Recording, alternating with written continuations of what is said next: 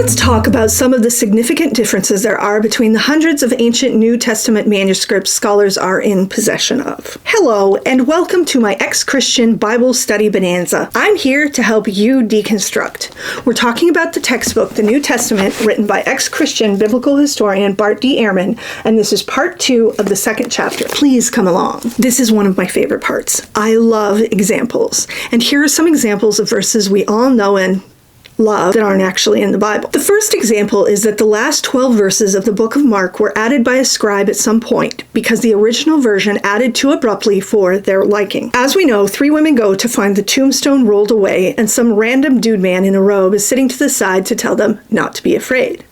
Verse 7 says, "But go tell his disciples and Peter, he is going ahead of you into Galilee. There you will see him just as he told you." And verse 8 says, "Trembling and bewildered, the women went out and fled from the tomb.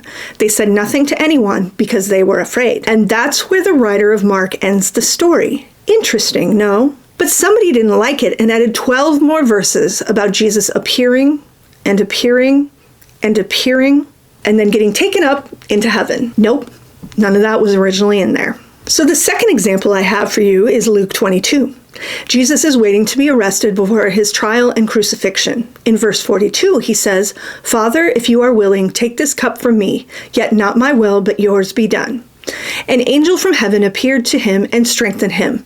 And being in anguish, he prayed more earnestly, and his sweat was like drops of blood falling to the ground. The truth is that "Father, take this cup from me" is in the older manuscripts. But the 2 next verses about the angel appearing and the sweat falling to the ground like blood were not. It's interesting because sweating blood is a commonly known idiom in the English language, and this is where it originally comes from. Yet, it was not in the original version of the gospel. The author is some unknown scribe who added it later. The third and final example I'll share is about the story of Jesus and the adulterous woman. You know, the one about he who is without sin should cast the first stone. That entire story doesn't appear in the older manuscripts. That's right. One of the most famous, oft-retold stories wasn't in the original at all. Someone inserted it, and like a viral meme, it took off. In the third and final part about chapter 2, I'll explain how scholars decide whether something was real or fake.